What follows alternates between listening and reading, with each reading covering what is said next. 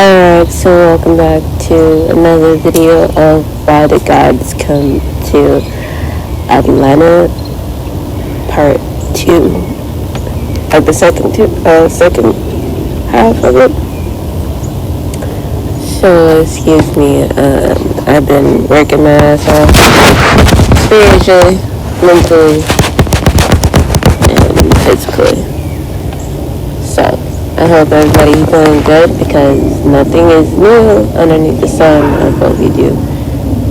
Everything we think we're doing behind closed doors eventually come into light. And I'm okay with being an open book for you guys so that, the next person can have a guide, a book, a guide or something.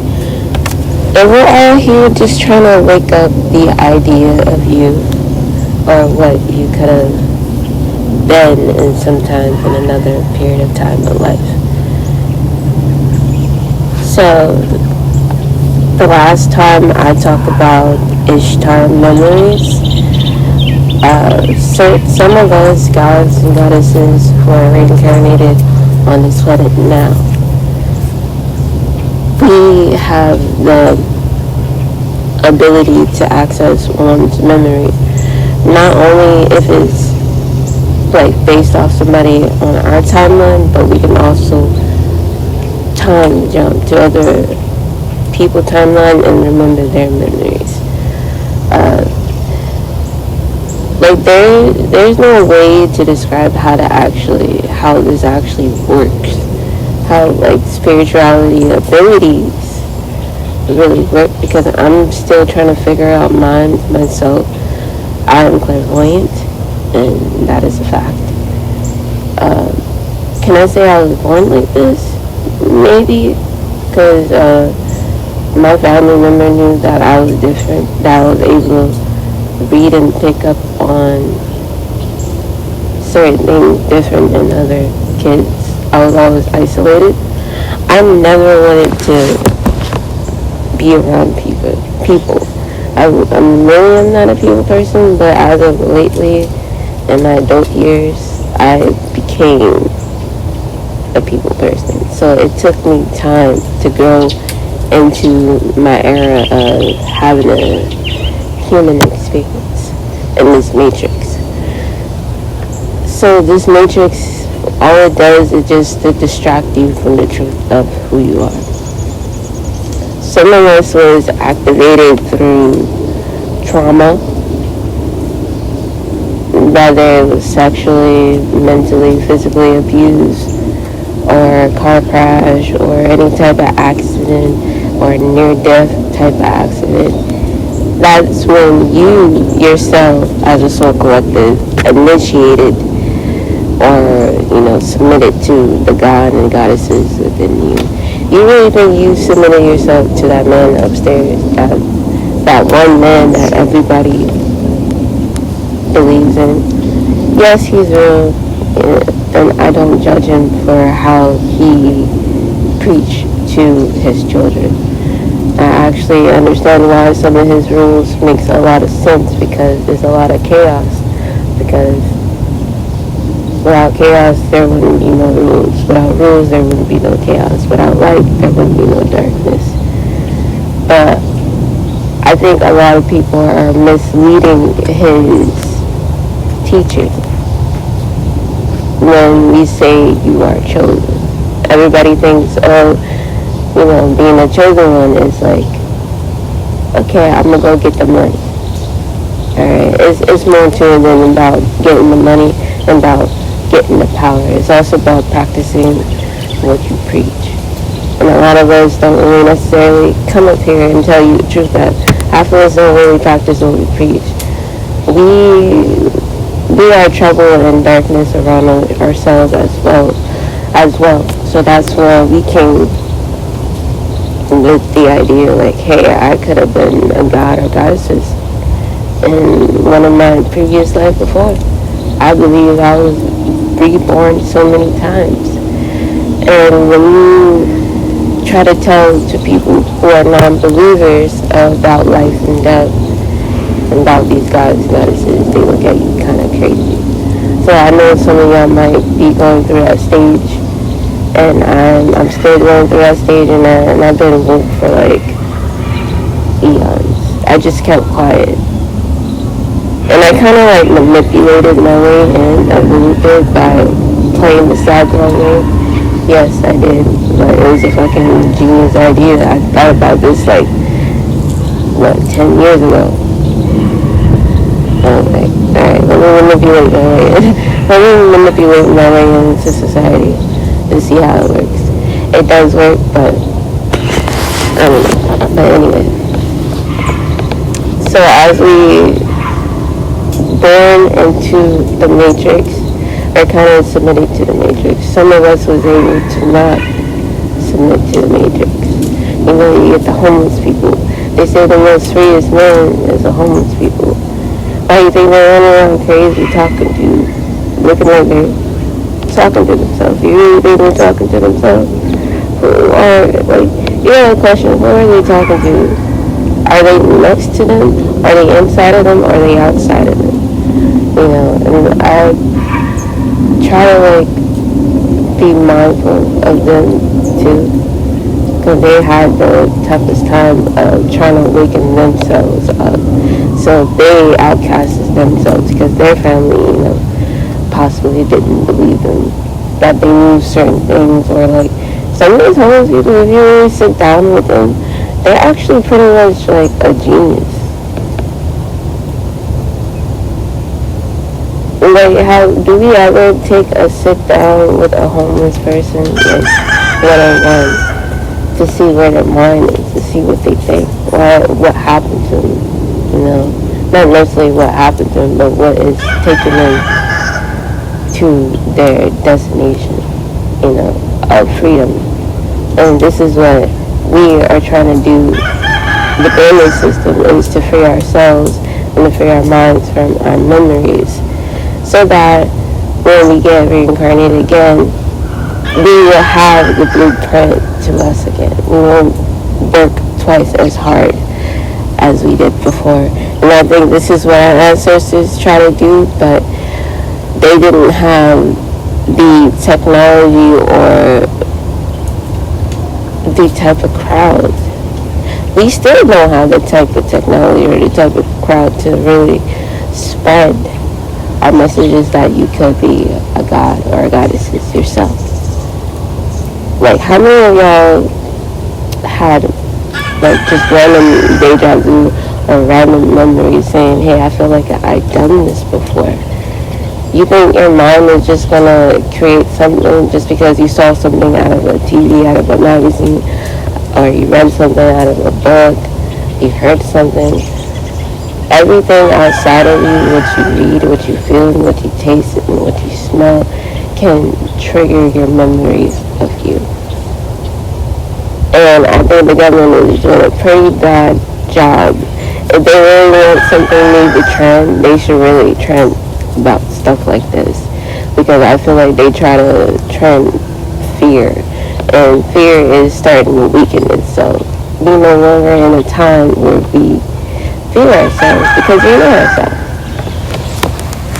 You know, it takes one to teach one. And the government, I feel like they're just so lost within themselves because they're trying to find themselves. It looks like their leader just ran up and dipped.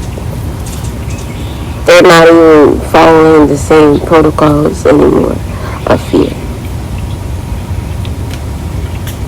Like, how I came to realizing that I was a goddess is the way the people treated me. I mean, because I read the Bible, and then I read a bunch of books, and from what I read, how they treated Jesus is exactly how they treated most of us chosen ones. Like, you just gotta do some research, man. Like, you know, the one thing that they will give away that they know who you are is when they slip up and they try to beg for more and give you an offer. That's one. Or when they try to depress you even more. But little did they know that depressed actually is waking you up to the idea of you. It's actually giving you not a false image of you, but you're creating a new image of you through that depression that they done on you. And I got so back then I was not used to it. I was always constantly cutting myself, wanted to commit suicide. Sorry YouTube, but I'm gonna open it. All kinds of shit. And then the more they kept depressing me, the more I kept depressing myself, the more I began to awaken and to expand. But know that this life that you're living in now is not the last life you will ever live. No, there's going to be plenty of times where you're going to keep living. Maybe not in the same body, but maybe in a different form. All it is just your soul, your spirit is going to expand to finish your destiny, to finish where it left off. And it is. That's what it does. It finishes you where you left off. Because half of us is going to be too late to realize that we're in our memories before something outside of us start to wake us up. To be like, hey, you're not on time. You need to do this and that to there to get to you. It's not about how fast you get there. It's about the journey you get there, to the idea of you, to the God of you. And yeah, so some of us had a specific role. We still have a specific role. It might be an upgrade to a role, or it might be a downgrade to a role. It's because we gotta learn something from all our positions in life as gods and goddesses, Another way to know that you might be different, or you might be like a god or goddess, like see things that are associated with those gods and goddesses. Say you always see like sea cells, or like you see a sword, or you see swords everywhere, or you see a certain number everywhere, or you see a certain phrases everywhere, and you be like, damn, I feel like that god or goddess is speaking directly to you. It's really you and your ancestors speaking to you, but you are God, but it's really a reflection of you speaking to you. You just gotta pay attention to the details of how you is speaking to you, because spirit is very funny.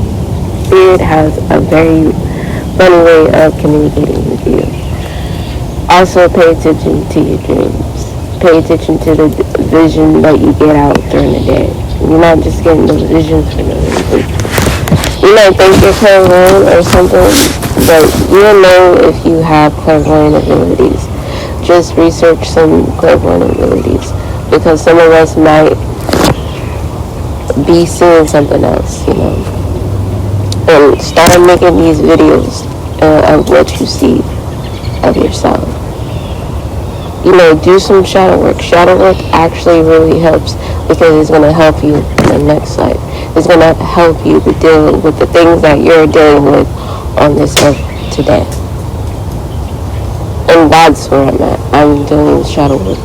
As I'm doing these videos, speaking the truth, speaking of what I know, what I see, while helping someone else, that feels like a fulfillment to me, Instead of just keeping my voice quiet and let others speak for me when others don't really have my knowledge or the memories I hold as a god, or I hold as a goddess.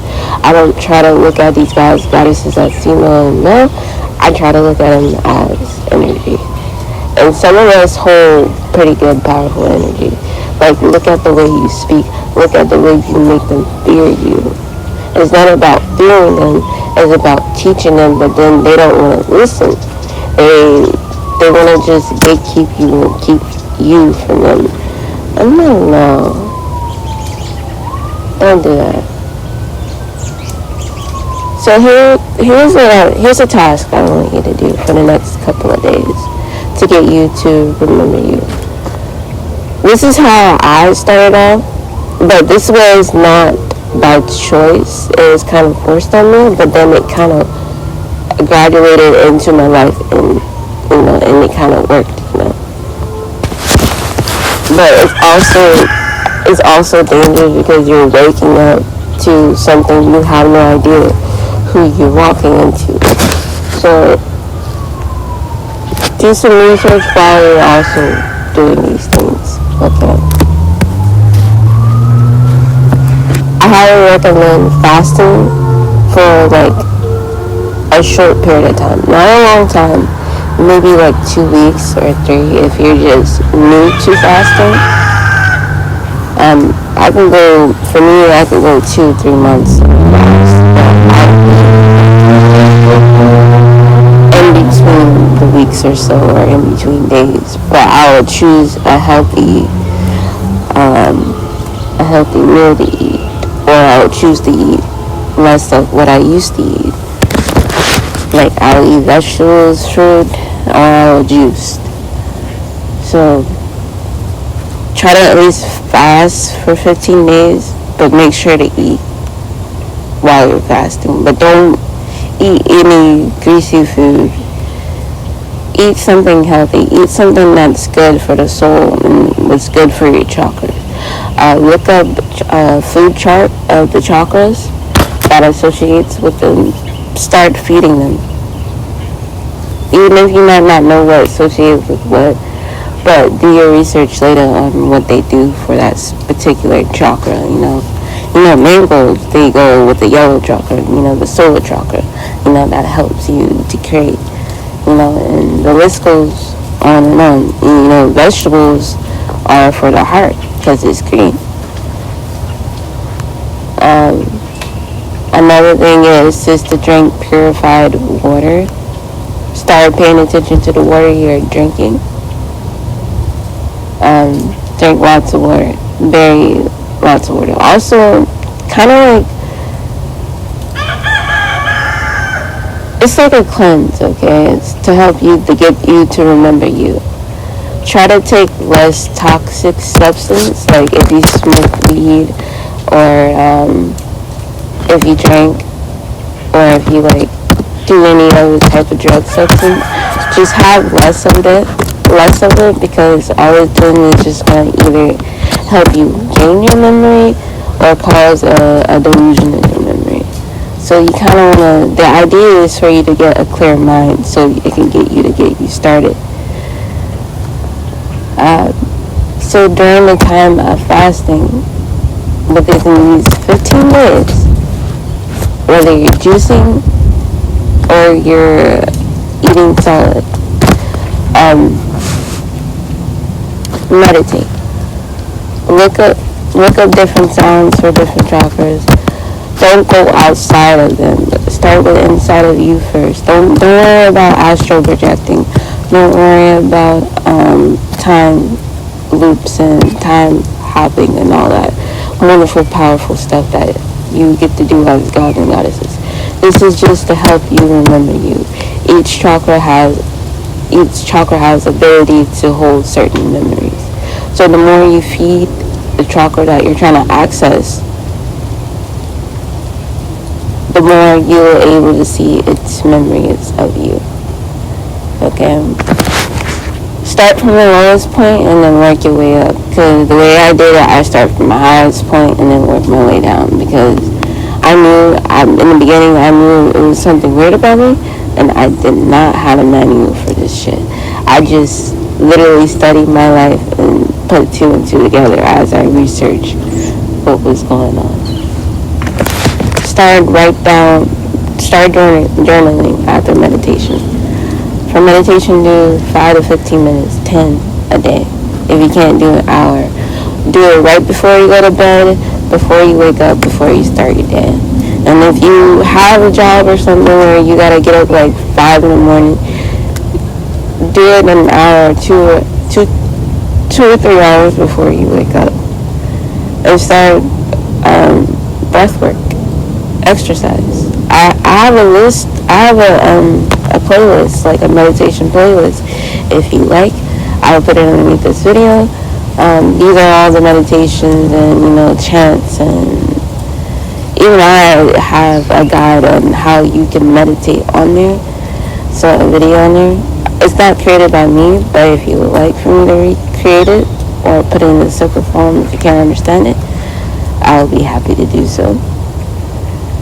Started going into darkness actually really helped.